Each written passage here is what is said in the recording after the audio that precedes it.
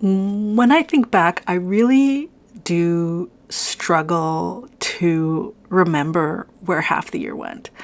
My memory has never been great, and it's always been sort of standout moments. But I think the thing about having YouTube is that it really became a record of myself, a way to remember me and what I've been doing.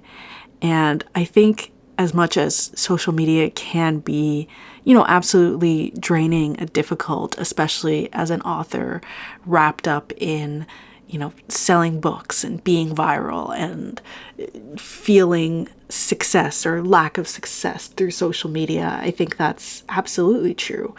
But I also think for me, it was such a way to remember everything. And I think without it, in this retreat, I've struggled to remember what I was doing. Yeah, I've struggled to remember myself. And so I suppose coming back feels like rediscovering where I've been along with you. July was, I think, the most pivotal month of the year. That was the month where I felt like everything had sort of reached this peak point of fatigue. That was the last YouTube video I posted before I kind of decided that I needed a break. And it was also the point in time in which I realized my dream of moving was perhaps not going to come true. And I was feeling the squeeze. I was starting to feel like I was in a box and everything was pushing against me. I had retreated really hard into, honestly, K-pop, and just rediscovering that. And it also then kind of became that push for me to change something. When I, quite frankly, decided I was gonna go to the Enhypen concert in New York. I was going to travel to New York and I was going to see this group that I had been obsessing about because they still had tickets and New York was a place that I could get to, and I wanted to do it. I desperately wanted something for myself that would bring me joy, beyond the sort of immediacy of buying something and having it in hand. I think I craved an experience and I really wanted that again for myself. And so I made that decision, and I think that's really what kicked things off. And then at the end of July, I went to Toronto for 2 weeks. I got a consultation for getting my hair locked, which I had also wanted to do for years now. I was grateful that my publisher was able to organize a Toronto launch for Master of Monsters. Sarah Raleigh was wonderful to host that for me and have a conversation with me. Another story bookshop was wonderful to host, and I got to be surrounded by friends and family, and I reconnected with the joy and warmth of that. I think it really kind of hit home the sort of isolation I'd been feeling in being far away, and being back, being, near and around all these people had really brought something back for me. And it also brought joy to what could have been a bit of a, semi-difficult time. I think as an author at this point in my career, I've really let go of things like, bestseller lists and that sort of thing. But it remains difficult to release a book in the circumstances of what feels like very little fanfare. We're authors, we write books because we want people to read them, and it's difficult to feel like this book you've poured so much into isn't getting to reach as many people as you would like it to. And I think that was a difficult point for me with Mastery. And it was hard because I also understand that, burning yourself out on social media doesn't necessarily create those results either. And so I was in a bit of a standstill of I can only sort of celebrate my work, which is what I did with that library raffle campaign. And, I celebrated with who I could celebrate with. And I think getting to be in the city with family and friends really made that joyous and diminished that feeling of disappointment.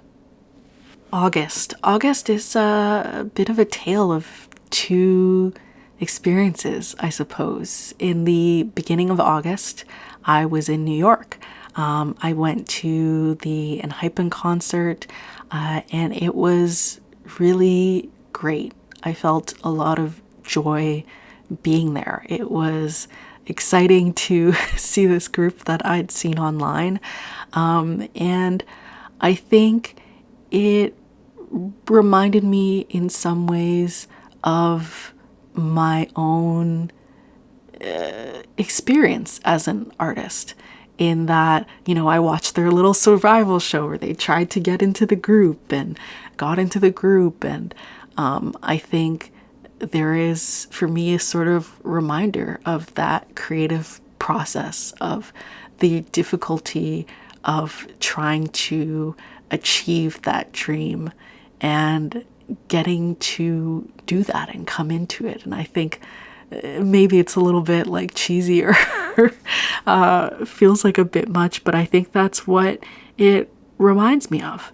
I think it makes me feel reconnected to, that version of me whose only desire was to publish a book and see it in a bookstore, and how exciting that was, and how much of a realization of a dream that was. And yeah, to be sentimental, but I had a really good time. My US publisher also wonderfully was able to organize an event for me. I had an event at Books of Wonder in New York. I had a great conversation there. I was really grateful to Derek for being there and chatting with me about my book, and also his book, a wonderful like dark academia thriller. And yeah, it was just a great time to be there, to travel, to do my kind of own thing. And then I came back, and that's where I start to lose the month, to be honest. I struggle to find what I was doing in that month. I just kind of settled back in. I know I got a lot of containers and started really organizing the fridge. But I also think the end of that month was where I felt the squeeze of returning to feeling a little trapped in some ways. And in September, we come back to life.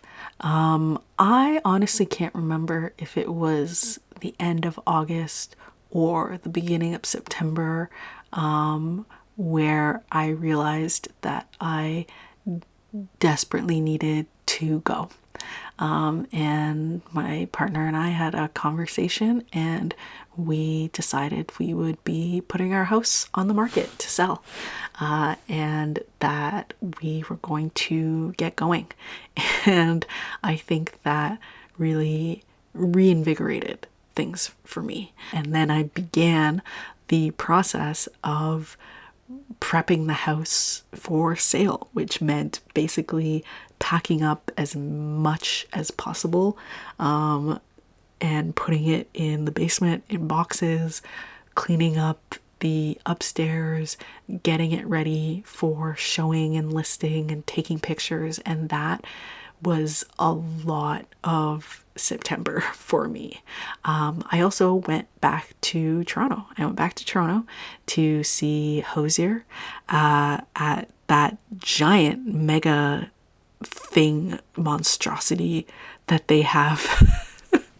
Giant mega monstrosity thing that they have in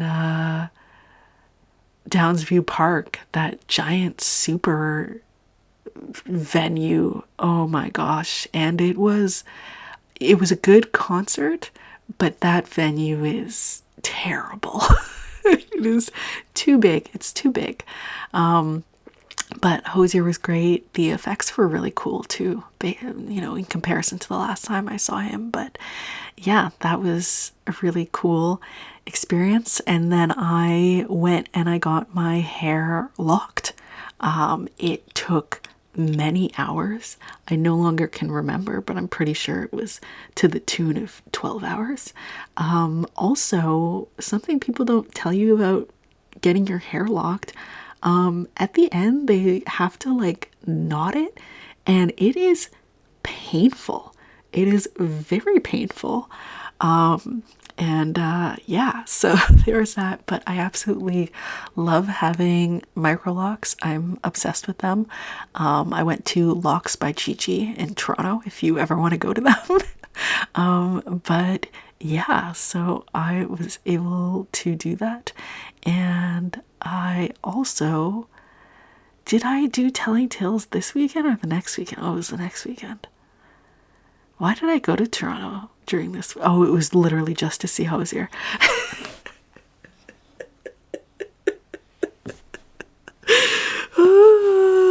Wow. October. Wow. October was a time. I went back to Toronto.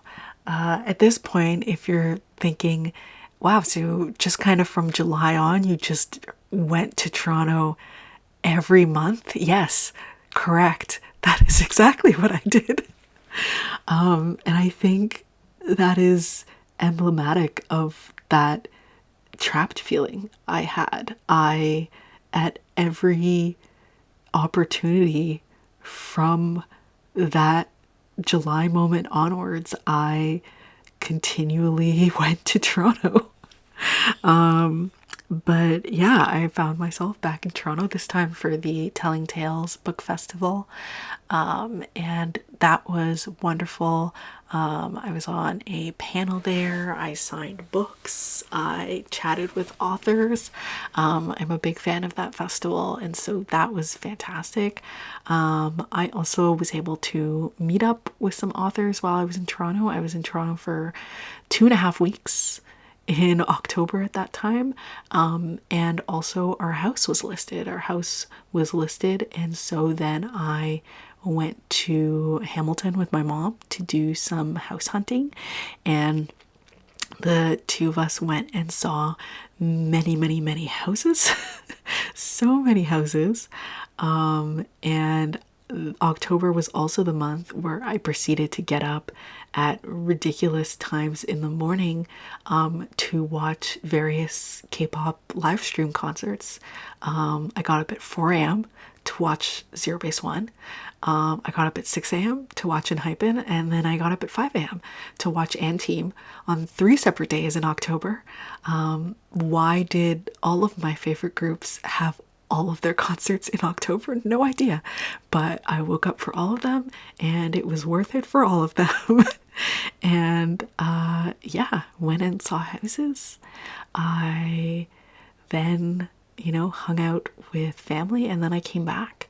I came back, and we were fortunate enough to have sold our house in a week, but conditionally, as these things go, which was its own struggle. But there was that, and then we also made an offer on a house, again conditionally. And then in that time also, we apparently revealed the cover of A Clash of Carnivores, which is the second Mastery of Monster book. And that is a thing I did not even remember happening without looking at my calendar, because there were so many things happening. But we released the cover. The cover is gorgeous. I love it so much. Illustrated by Tom Roberts and designed by Greg Stadnick. It is an absolutely fantastic cover. It goes so well with the, it just like goes really well with the series, with the Mastery of Monsters. It just looks fantastic with it, together with it, and I'm so pleased about it. And you will, when you get to read the second Mastery of Monsters book, you will understand exactly why the fox is on there and the fox is on the cover. So I'm excited for everyone to discover that. November was I guess the busiest month of the year. Our house was going to be closing on the 20th. My birthday was on the 30th. And we just had to get a lot of things organized. We were able to finalize everything with the houses, finalize the sale, which was very nerve-wracking. Getting everything organized, all the different things. That was tough, organizing the movers, packing the final things in the house, getting everything moved in and out, and or not really moved in and out, but like ready for the movers, and cleaning everything up and getting everything over there. And yeah, the getting to the new house and waiting for the stuff for the movers to come and all of that. We also had like a shed built the first day that we got there, and just kind of getting everything organized and settled and setting up family doctors and all this stuff and furniture and da da da da. But on the day on my birthday, we were able to kind of get the living room set up and that sort of thing. And I sat there. I got a little Cinnabon, and I put a little candle in it. And my friend came and we set up the Christmas tree, and I sat there and I thought, wow, I made this happen for myself. And I felt this really overwhelming joy. Because I think that had been the struggle, as I had felt the trapped feeling was also a stagnant feeling. And I felt like my life wasn't moving forward. Or rather, I felt like my life was moving forward without me. Like time was marching on and on and on, but I wasn't going anywhere. And that was really difficult. And when I sat there on my birthday in the new house, in the new living room, with my little Cinnabon and my candle and my Christmas tree that I hadn't put up, because I hadn't put up a Christmas tree for years, because we always just came down to Toronto, and so I struggled to see the point in setting up for Christmas when we were just going to be away for 2 weeks anyway. And setting up that tree and sitting there, and I felt like I had moved my life forward. I had felt that stagnant feeling, and I had expressed that I needed to get out of that. And I had pushed, and I had, been able to seize the future that I wanted, and it felt like everything caught up. I wasn't watching time march on without me. I was there and I was present, and I felt like I had everything within my grasp, and that I was living again in a way. And that was November. And for December, I'll have an actual vlog for you. My original intention was to do just the vlog in December and start there. But I think when I thought about it, and I thought about how much even I didn't remember, I wanted this recap. I wanted this kind of where have I been catch up in this way, to kind of start things off. So yeah, there will be a full December vlog. And I don't know if it's gonna be posted the same day as this or a different day. I'm not really sure what I'm gonna do. This whole video is a little bit of a weird thing, so we'll see where it ends up. But yeah, I'll have a whole separate December thing. But yeah, thank you for coming along, I suppose, with this catch up. And for, you know, people that had been missing me on this platform and wanting to see me again, thank you for coming back. And for new people tuning in, thank you for joining me on what is, I suppose, a bit of a odd format. But yeah, thank you.